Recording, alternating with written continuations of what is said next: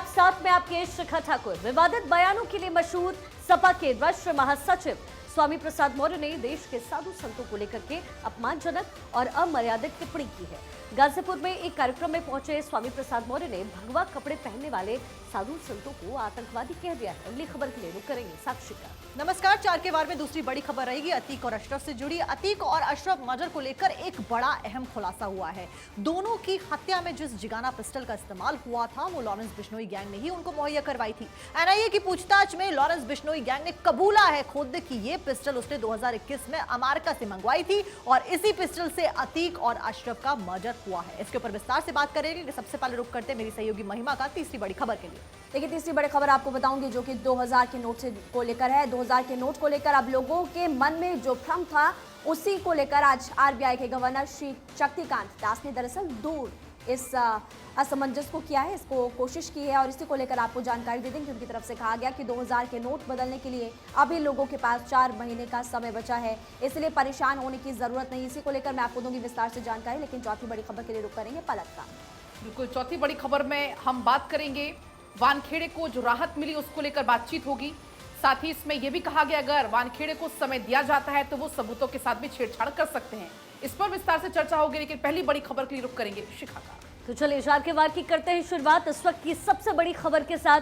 सपा के राष्ट्रीय महासचिव और एमएलसी स्वामी प्रसाद मौर्य ने यूपी के गाजीपुर में मर्यादा को तार-तार करते हुए साधु संतों पर हमला बोल दिया और उनकी तरफ से कहा गया कि भगवा वस्त्र पहनने वाले साधु संत दरअसल आतंकवादी हैं। इतना ही नहीं, बागेश्वर सरकार को लेकर के भी विवादित बयान उन्होंने दिया। आपको एक रिपोर्ट के जरिए दिखाते हैं।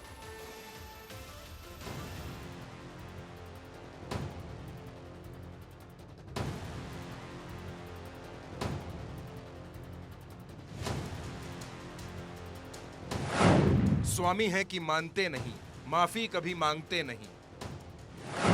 संतों का करते अपमान, फिर अमर्यादित शब्द ज्ञान।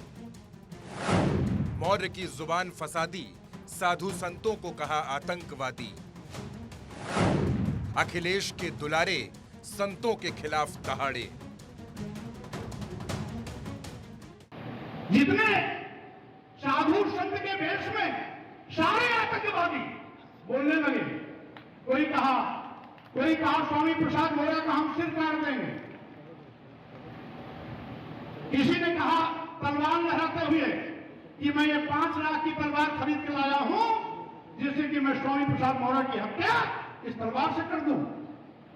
किसी ने कहा कि जो स्वामी प्रसाद मौर्य की हत्या करेगा उसको 51 करोड़ देंगे। किसी ने कहा 51 लाख देंगे। किसी ने कहा 21 लाख देंगे। किसी ने मेरे जीभ काटने का फरमान सुनाया कि स्वामी प्रसाद मौर्य का जो जीभ काटेगा उसको 21 लाख देंगे। किसी ने कहा 11 लाख देंगे। किसी ने स्वामी प्रसाद मौर्य का नाक और काट काटने की बात की तो किसी ने स्वामी प्रसाद मौर्य के हाथ काटने की कीमत लगाई। ये साधु हैं, ये संत हैं, भगवा वस्त्र पहनने वाले, ये सारे के सारे जो आतंकवादी चेहरे थे एक एक करके उनकी जुबान खुलने लगी। हमारा क्या गिरा, लेकिन तुम्हारी असलियत आगे आ गई। तुम साधु वेश में आतंकवादी हो, ये चेहरा पूरी दुनिया ने देखा कि किस प्रकार से घिनौनी हरकत तुमने किया। गाजीपुर में एक कार्यक्रम में मंच पर पहुंचे स्वामी प्रसाद मौर्य ने भगवा वस्त्र पहनने वाले साधु संतों को आतंकवादी कहा। साफ तौर पर आपने भी स्वामी के ये बोल सुने।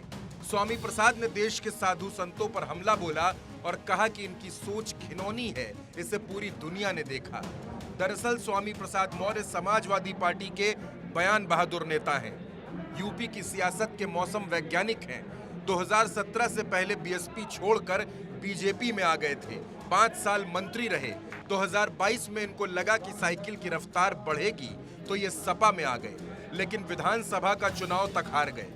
हालांकि अखिलेश यादव के इतने चहेते हैं, इतने दुलारे हैं कि अखिलेश ने इनको विधान परिषद का सदस्य बनाया, समाजवादी पार्टी का राष्ट्रीय महासचिव बनाया। स्वामी लगातार देश के संतों के खिलाफ, रामचरितमानस के खिलाफ, रामराज के खिलाफ बोल रहे हैं, लेकिन अखिलेश यादव को स्वामी से कोई परेशानी नहीं है। अखिलेश यादव स्वामी को कलेजे से चिपकाए, दिल में छिपाए और आंखों में बसाए घूम रहे हैं, तो बयान बहादुर स्वामी प्रसाद मौर्य मर्यादाओं की धज्जियां उड़ा रहे हैं। जो मन में आ रहा है बोलते जा रहे हैं। गाजीपुर में भी उन्होंने ऐसा ही किया और साधु संतों के खिलाफ खूब अनाप शनाप बोला। जितने साधु संत के भेष में सारे आतंकवादी बोलने लगे, कोई कहा स्वामी प्रसाद मौर्य का हम सिर काट देंगे, किसी ने कहा तलवार लहराते हुए कि मैं ये 5 लाख की तलवार खरीद के लाया हूं जिससे कि मैं स्वामी प्रसाद मौर्य की हत्या इस तलवार से कर दूं। किसी ने कहा कि जो स्वामी प्रसाद मौर्य की हत्या करेगा उसको 51 करोड़ देंगे, किसी ने कहा 51 लाख देंगे, किसी ने कहा 21 लाख देंगे। किसी ने मेरे जीभ काटने का फरमान सुनाया कि स्वामी प्रसाद मौर्य का जो जीभ काटेगा उसको 21 लाख देंगे, किसी ने कहा 11 लाख देंगे। किसी ने स्वामी प्रसाद मौर्य का नाक और काट काटने की बात की तो किसी ने स्वामी प्रसाद मौर्य के हाथ काटने की कीमत लगाई। ये साधु हैं, ये संत हैं, गेरुआ वस्त्र पहनने वाले, ये सारे के सारे जो आतंकवादी चेहरे थे, एक एक करके उनकी जुबान खुलने लगी। हमारा क्या गिरा, लेकिन तुम्हारी असलियत आगे आ गई। तुम साधु वेश में आतंकवादी हो, ये चेहरा पूरी दुनिया ने देखा कि किस प्रकार से घिनौनी हरकत तुमने किया। इतना ही नहीं, बागेश्वर सरकार धीरेन्द्र कृष्ण को लेकर भी स्वामी ने विवादित टिप्पणी की। जब बाबा के हिंदू राष्ट्र पर स्वामी से सवाल पूछा गया तो स्वामी प्रसाद मौर्य ने क्या कहा वो भी सुनिए। मच्छरों और मक्खियों के भड़बड़ाने से बादलों की एक आवाज नहीं निकल सकती, न कारखाने में तूती की आवाज। बाबा जैसे एक नहीं 1000 लोग इस तरह से बोलेंगे तो देश की जनता उसका संज्ञान नहीं लेगी। देश भारतीय संविधान से चलेगा, किसी बाबा के बयान से नहीं चलेगा। स्वामी प्रसाद मौर्य ने यहां ओपी राजभर को इशारों में दगी कारतूस भी बता दिया और कहा कि आज देश में लोकतंत्र को कुचलने का काम हो रहा है। ट्रांसफर पोस्टिंग पर सियासत हो रही है, देश की जनता सब देख रही है। Bureau report, Bharat 24। और अगली खबर आपको बताते हैं, अतीक अशरफ मर्डर केस को लेकर एक खबर, एक चौंकाने वाला खुलासा हुआ है। एनआईए की पूछताछ में लॉरेंस बिश्नोई ने कबूला है कि उसी ने जिगाना पिस्टल मुहैया करवाई थी मर्डर के लिए, जिससे अतीक और अशरफ की हत्या की गई। ये रिपोर्ट देखिए और समझिए पूरा मामला।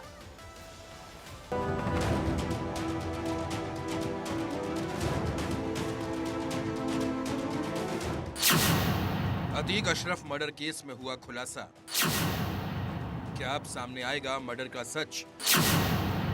अतीक की हत्या से क्या है लॉरेंस कनेक्शन? अतीक और अशरफ के मर्डर केस में चौंकाने वाला खुलासा हुआ है। तीनों आरोपियों से पुलिस की पूछताछ लगातार जारी है, साथ ही चार्जशीट भी अब जल्द ही दाखिल हो सकती है। ऐसे में सनसनीखेज खुलासा हुआ है कि अतीक और अशरफ की हत्या में जिस जिगाना पिस्टल का इस्तेमाल हुआ वो लॉरेंस गैंग ने सप्लाई की थी। सनी का संबंध लॉरेंस बिश्नोई गैंग से है।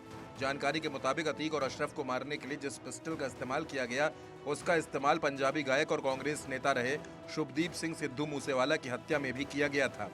इसके बाद भी लॉरेंस बिश्नोई गैंग पर इसको लेकर आरोप लगे थे।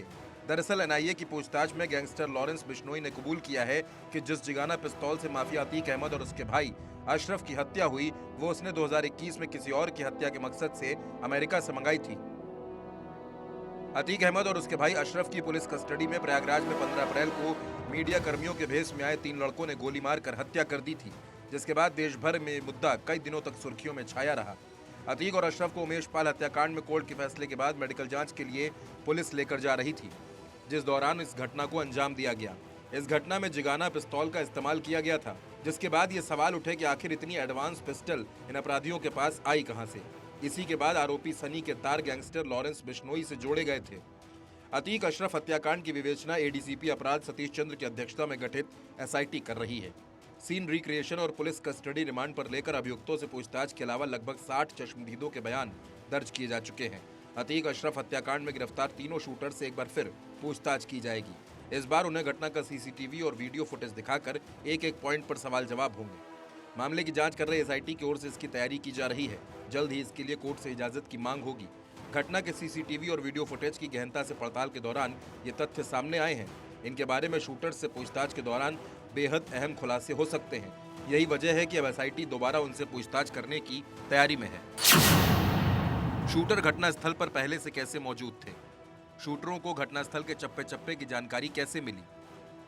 अस्पताल के बाहर भी हमला कर सकते थे, भीतर क्यों किया? पुलिस जवाबी कार्रवाई करती तो जान को खतरा था, फिर इतना बड़ा खतरा क्यों मोल लिया? नाम कमाना मकसद था तो अतीक अशरफ को ही क्यों चुना? वहीं उमेश पाल की हत्या के करीब 85 दिनों बाद भी शाइस्ता, गुड्डू और साबिर का पुलिस को कोई सुराग नहीं लगा है। पुलिस लगातार छापेमारी कर रही है, लेकिन ये तीनों पुलिस की गिरफ्त से दूर है, जिन्हें पकड़ने के लिए एसटीएफ और पुलिस लगातार छापेमारी कर रही है। Bureau report, Bharat 24। देखिए, लॉरेंस बिश्नोई ने एनआईए से पूछताछ के दौरान कई बड़े खुलासे किए, जिसके बाद यह भी साफ हुआ कि अतीक अहमद की हत्या में जिस जिगाना पिस्टल का इस्तेमाल किया गया था, हो सकता है कि वो पिस्टल वही हो जो कि 2021 में लॉरेंस बिश्नोई ने गोगी गैंग को दी थी। अब ऐसे में आपको जानकारी दे दें कि इस दौरान लॉरेंस बिश्नोई ने एनआईए के सामने ये भी साफ कर दिया है कि उनके टारगेट लिस्ट में 10 बड़े नाम कौन से हैं। लॉरेंस बिश्नोई ने बताया कि वो जेल से ही अपने गैंग का नेटवर्क चलाता है। साथ ही ये भी उसकी तरफ से जानकारी दी गई कि यहीं से वो वसूली भी कर रहा है। साथ ही उसने ये भी बताया कि वो बॉलीवुड एक्टर सलमान खान को हर हाल में मारना चाहता है। तो लगातार देखिए, बड़ी खबर निकलकर सामने आ रही है और लॉरेंस बिश्नोई की तरफ से तमाम बड़ी बातें कही गई है।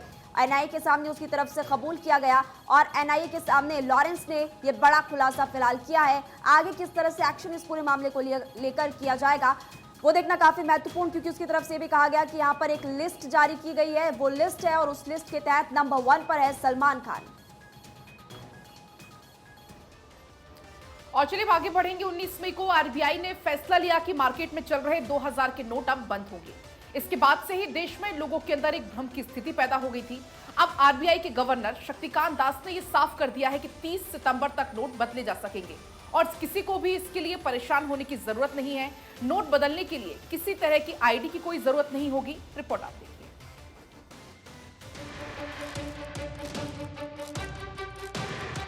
2000 के नोट को लेकर देश में किसी तरह का भ्रम ना रहे, लोग कंफ्यूज ना हो, इसलिए आरबीआई के गवर्नर शक्तिकांत दास आज खुद मीडिया के सामने आए और उन्होंने कहा कि 2000 के नोट बदलने के लिए कोई जल्दबाजी ना करें, सोशल मीडिया पर फैलाई जा रही बातों पर ध्यान ना दें। 4 महीने की समय दी गई है, आप आराम से 4 महीने के अंदर जब भी आपको सूटेबल होता है आप नोट एक्सचेंज करिए। ऐसा नहीं कि आप तुरंत आज ही जाए, कल ही जाए, मतलब आज मतलब कल से शुरू हो रहा है। ये नहीं कि आप मतलब तुरंत बैंक में जाके रश करें और इसको करें, आराम से करिए, टेक योर टाइम। 4 महीने है, बाय सितंबर 30 प्लीज एक्सचेंज इट।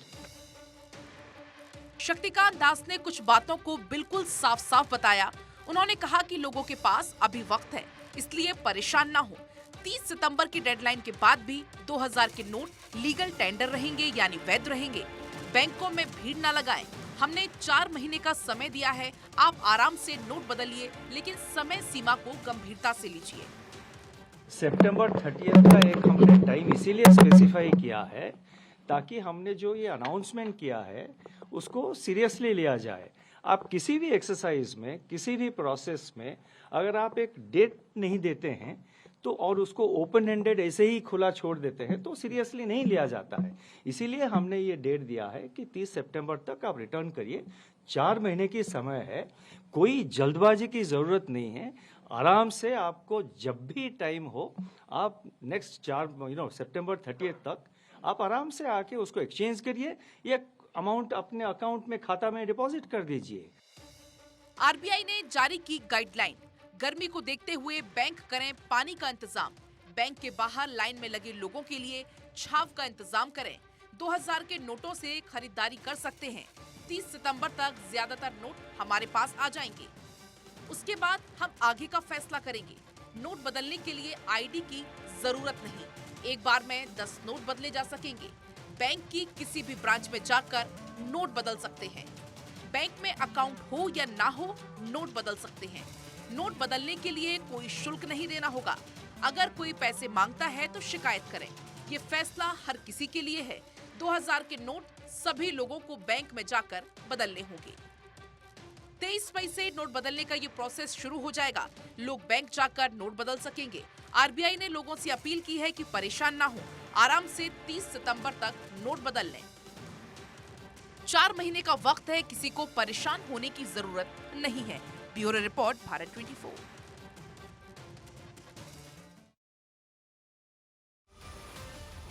और चलिए, बॉम्बे हाईकोर्ट से समीर वानखेड़े को राहत मिल चुकी है। आर्यन खान ड्रग्स केस मामले में अब अगली सुनवाई 8 जून को होगी। वहीं समीर वानखेड़े अपनी सुरक्षा की लगातार गुहार लगा रहे हैं। आपको रिपोर्ट के जरिए दिखाते हैं। हाईकोर्ट से वानखेड़े को मिली राहत। अब 8 जून को होगी अगली सुनवाई। वानखेड़े लगा रहे सुरक्षा की गुहार। सीबीआई बोली, अभी जांच है अधूरी। आर्यन खान ड्रग्स केस में सौदेबाजी को लेकर घिरे समीर वानखेड़े को बॉम्बे हाईकोर्ट से राहत मिल गई है। कोर्ट ने सुनवाई की अगली तारीख 8 जून तय करते हुए 8 जून तक ही अरेस्ट प्रोटेक्शन बढ़ा दी है। इस मामले में समीर वानखेड़े का कहना है कि जांच के बहाने मुझे गिरफ्तार करने की कोशिश है, तो सीबीआई का कहना है कि हमारी जांच अभी अधूरी है, ऐसे में वानखेड़े सबूतों को मिटा सकते हैं। अदालत ने 3 जून तक सीबीआई को अपना जवाब दाखिल करने को कहा है। वहीं एनसीबी के पूर्व जोनल डायरेक्टर समीर वानखेड़े का कहना है कि उन्हें और उनकी पत्नी को धमकियां मिल रही हैं। उन्होंने कहा कि कोई उन्हें और उनकी पत्नी को डराने की कोशिश में अश्लील मैसेज भी भेज रहा है। आर्यन खान ड्रग्स मामले में सीबीआई ने समीर के खिलाफ आपराधिक साजिश रचने और जबरन वसूली का मामला दर्ज किया है और इस मामले में शाहरुख खान के साथ समीर वानखेड़े की कथित चैट भी सामने आई है। क्रांति रेडकर समीर वानखेड़े की दूसरी पत्नी और एक एक्ट्रेस है। वानखेड़े की पत्नी को आर्यन खान मामले में पति पर लगे आरोपों के बाद से धमकियां मिल रही हैं। कंटिन्यूसली 4 दिन से कुछ थ्रेट्स आ रहे हैं जो सीपी साहब के साथ में शेयर करेंगे हम। There are some serious threats which are there and we will उनको सीपी साहब को। आपको बता दें कि रविवार को समीर वानखेड़े से सीबीआई ऑफिस में लगातार 6 घंटे पूछताछ हुई। समीर वानखेड़े सुबह 10:30 बजे सीबीआई ऑफिस गए और शाम 5 बजे बाहर आए। वानखेड़े पर ड्रग्स ऑन क्रूज केस में पकड़े गए अभिनेता शाहरुख खान के बेटे आर्यन को छोड़ने के बदले 25 करोड़ रुपए मांगने का आरोप है। इससे पहले शनिवार को भी उनसे करीब 5 घंटे तक पूछताछ की गई थी। Bureau report, Bharat 24। और चलिए अगली खबर प्रधानमंत्री नरेंद्र मोदी से जुड़ी हुई, जो कि फिलहाल ऑस्ट्रेलिया में पहुंच चुके हैं। आपको जानकारी दे दें कि पापुआ न्यू गिनी से ऑस्ट्रेलिया के लिए पहुंच चुके हैं प्रधानमंत्री नरेंद्र मोदी। सिडनी में पीएम का भव्य स्वागत इस दौरान। बिल्कुल, आपने सही कहा। देखिए, भारतीय समुदाय के लोगों को संबोधित भी ऑस्ट्रेलिया के प्रधानमंत्री भी करेंगे। इधर हमारे प्रधानमंत्री भी संबोधित करेंगे। लेकिन जानकारी आपको दे दें कि पीएम एंटनी एल्बानीज से भी मुलाकात यहां पर करने वाले हैं प्रधानमंत्री नरेंद्र मोदी। तो लगातार तस्वीरें भी हम आपको दिखा रहे थे। कल भी जब पापुआ न्यू गिनी वो वहां पर पहुंचे, वहां के प्रधानमंत्री ने पैर छूकर हमारे प्रधानमंत्री नरेंद्र मोदी का स्वागत किया, अभिनंदन किया। और फिर आपको ये जानकारी दे दें कि शानदार स्वागत की तस्वीरें जो निकलकर सामने आई थी, उसको लेकर प्रधानमंत्री ने कहा था कि मैं खुश हूं और ऐसे में दोनों देशों के बीच जो मुलाकात हुई है उससे रिश्ते और मजबूत होंगे। अब इस कड़ी में देखिए, बड़ी खबर निकलकर सामने आई है कि ऑस्ट्रेलिया फिलहाल प्रधानमंत्री पहुंच चुके हैं। यहाँ भारतीय समुदाय के लोगों से भी मुलाकात करने वाले हैं और ये देखिए तस्वीरें आपको लगातार दिखा रहे हैं। तो देखिए तस्वीरें लगातार आपको दिखा रहे हैं जब पापुआ न्यू गिनी से प्रधानमंत्री ऑस्ट्रेलिया के लिए रवाना हुए थे। ये तब की तस्वीरें हैं और ऐसे में जानकारी आपको दे दें कि आज भी भारतीय समुदाय के लोगों को संबोधित करेंगे और क्या कुछ कहेंगे वो भी तस्वीरें हम आपको दिखाएंगे। लेकिन फिलहाल आपको बता दें कि ऑस्ट्रेलिया का प्रधानमंत्री पहुंच चुके। तो देखिए, बेहद गौरवान्वित करती है तस्वीरें पापुआ न्यू गिनी से मिली, जब आज पापुआ न्यू गिनी से ऑस्ट्रेलिया के लिए प्रधानमंत्री रवाना हो रहे थे। और कल भी एयरपोर्ट पर कुछ ऐसी ही तस्वीर मिली। और अब जो आपको हम तस्वीर दिखा रहे हैं, ये ऑस्ट्रेलिया से ये हम तस्वीर दिखा रहे हैं, जहां प्रधानमंत्री मोदी का इंतजार भारतीय समुदाय के लोग कर रहे हैं और नारे भी अलग अलग लगाए जा रहे हैं। जय मोदी के नारे लगाए जा रहे हैं। इसके साथ ही ये कह रहे हैं that we are waiting for you, हम आपका इंतजार कर रहे हैं, we welcome you here. PM Modi, प्रधानमंत्री मोदी का स्वागत ही कर रहे हैं। क्या कुछ कह रहे हैं आप एक बार सुनिए।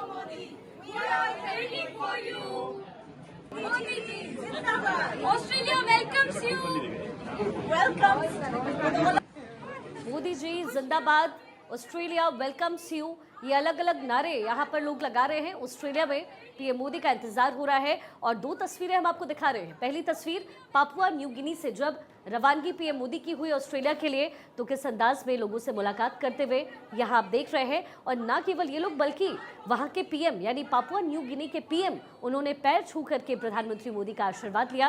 ये बेहद गौरवान्वित पल पूरे भारतीय समुदाय के लिए है, हम सभी के लिए है, क्योंकि जिस तरीके से प्रधानमंत्री मोदी का स्वागत इंटरनेशनली होता है, दुनिया भर में होता है, ये हमारे लिए भी सम्मान की बात है। वहीं दूसरी तस्वीर, ऑस्ट्रेलिया में लोग कर रहे हैं पीएम का इंतजार। वहां पीएम लोगों को संबोधित भी करेंगे। इस बीच एक और बड़ी खबर आपको बताएंगे। मौलाना अरशद मदनी की उस टिप्पणी के बाद विवाद खड़ा हो गया जिसमें उन्होंने बजरंग दल पर सवाल खड़े किए थे। मौलाना अरशद मदनी ने कहा था कि अगर 70 साल पहले बजरंग दल जैसे संगठन बैन हो गए होते तो मुल्क बर्बाद नहीं होता। वहीं केंद्रीय मंत्री गिरिराज सिंह ने इस पर पलटवार किया है और मौलाना अरशद मदनी पर बड़ा हमला बोला। और फिर कपरस्ती के नाक में नकेल पड़ेगी, लेकिन उसी वक्त पड़ेगी जबकि कांग्रेस अपने उस नजरिए के ऊपर रहेगी जो मुल्क की आजादी से पहले का नजरिया था। लचकदार पॉलिसी नहीं, बल्कि वो पॉलिसी लाओ जिसको इस इलेक्शन के अंदर अपनाया है। कहते हो कि बजरंग दल और पॉपुलर फ्रंट के ऊपर पाबंदी लगाओ, अपने मैनिफेस्टो को जिंदा करके दिखलाओ।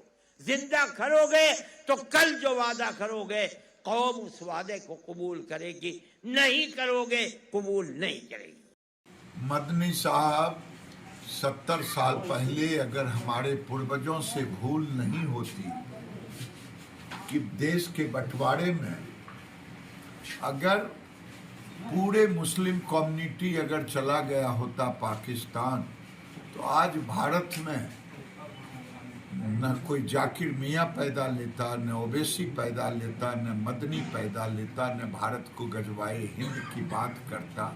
और वही भूल का खामियाजा आज की पीढ़ी भोग रही है।